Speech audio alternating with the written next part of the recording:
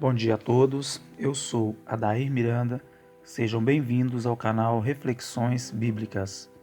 A palavra que eu queria deixar para nossa reflexão hoje encontra-se no livro de Marcos, capítulo 11, versículo 15 ao 19, que diz assim: Ao chegarem a Jerusalém, Jesus entrou no templo e começou a expulsar os que ali vendiam e compravam.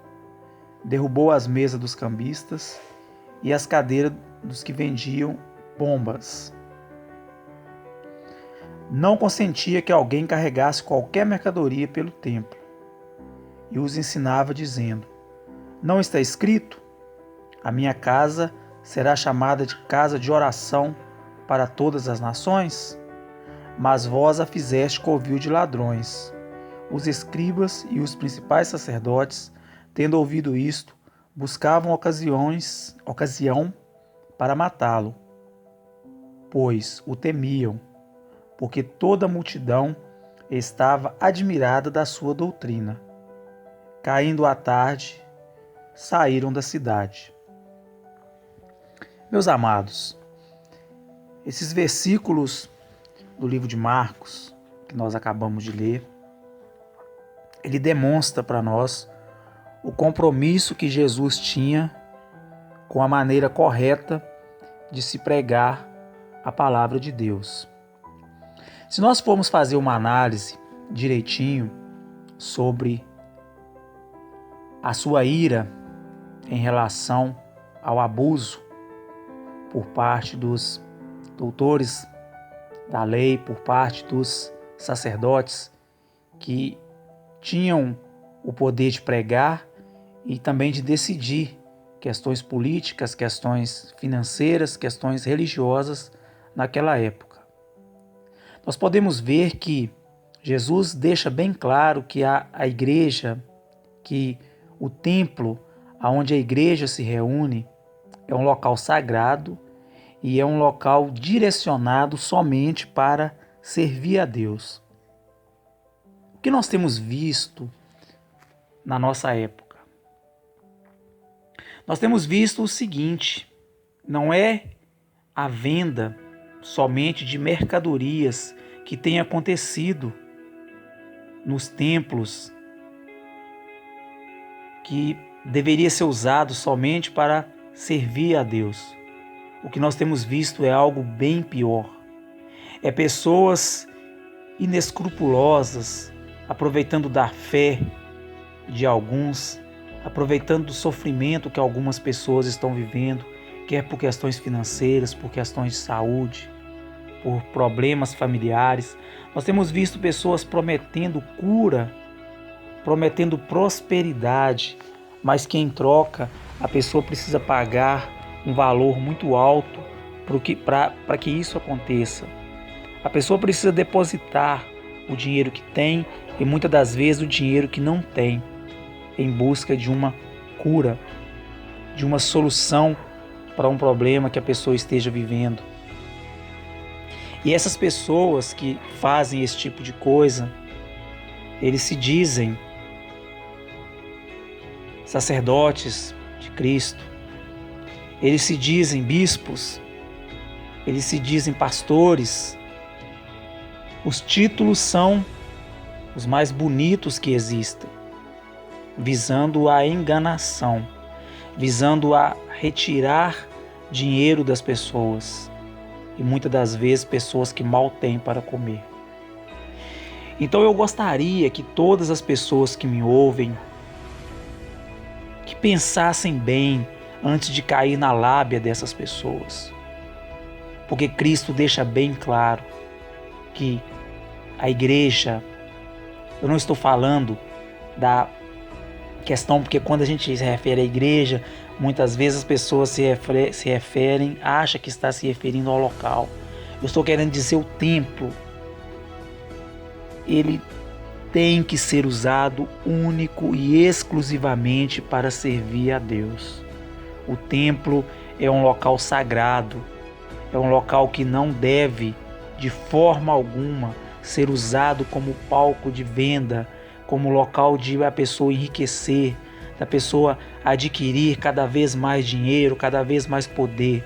O templo é um local de falar do amor de Deus, é um local de pregar a palavra, é um local de ensinar que a salvação humana ela depende de sacrificar muitas das vezes, de dobrar o nosso joelho em terra, de orar, de nos humilhar na presença de Deus. A igreja deve entender que o templo é local disso, é local de adoração a Deus, é local de cantar louvores ao Pai, é o local de agradecer a Ele pelas maravilhas que Ele tem nos dado. É o local de pedir a Ele que continue nos abençoando cada vez mais. Eu tenho visto também que nesse momento de tanta preocupação, de tanta incerteza, de tanto sofrimento que a gente está passando, que essas pessoas que pregam prosperidade, que pregam cura, elas têm sumido do cenário. Elas não têm mais aparecido pregando cura, vendendo objetos que, segundo eles, são sagrados, objetos que ao simples toque da pessoa, a pessoa consegue uma cura.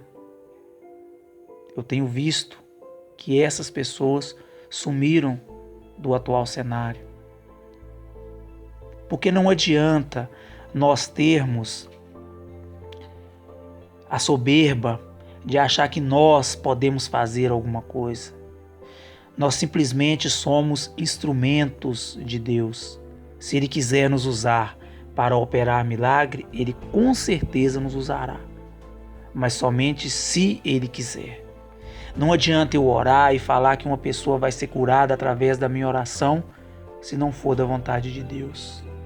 É isso que nós precisamos entender. Nós que servimos a Ele, nós precisamos entender que somente Ele é capaz de nos dar a cura, de nos trazer a solução para qualquer problema, por mais sério que ele se pareça. Por mais que uma pessoa esteja desenganado por algum médico, por mais que uma pessoa ache que a sua situação não tem mais jeito, se for da vontade de Deus, com certeza o jeito aparecerá. Mas se não for da sua vontade, não adianta você chamar pastor A, nem pastor B, nem padre, nem irmão pregador, nem ninguém. Não adianta. A cura somente Deus pode nos dar. E não há pessoa nenhuma que pode lhe prometer uma cura, lhe prometer uma estabilidade financeira. Jesus deixa bem claro aqui, nesses versículos que nós acabamos de ler, que o templo é local para servirmos a Deus. Então eu digo a todos que me ouvem, que tomem o máximo de cuidado quando chegar em uma determinada localidade, em uma determinada denominação cristã, que estiver acontecendo muitos milagres, mas que esse milagre estiver condicionado ao dinheiro, estiver condicionado ao tanto que você tem para oferecer, ao tanto que você tem para pagar. Corram desses locais, porque o milagre ele é de graça. Jesus não cobra para realizar milagre em nossas vidas. Jesus não cobra para nos abençoar. Jesus não cobra para nos dar sabedoria.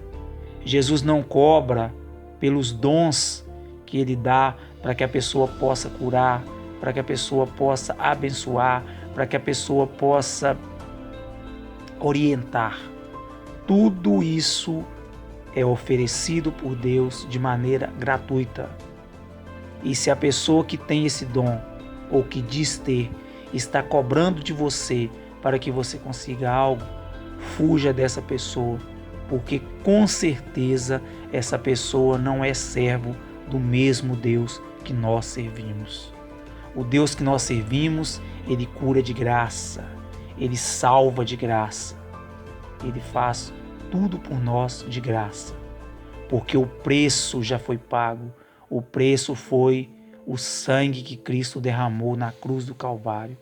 Esse foi o preço que foi pago para que todos nós tivéssemos o direito à salvação, à cura e às maravilhas que Deus pode nos dar. Então, que nós possamos meditar bastante nesses versículos que nós acabamos de ler, para que não venhamos cair na lábia das pessoas interesseiras que querem somente se beneficiar, talvez, do sofrimento alheio, para conseguir riquezas e mais riquezas, quando a sua igreja, os seus membros, se encontram em situações, talvez, de extrema pobreza. Fiquem todos com Deus e tenham um ótimo dia.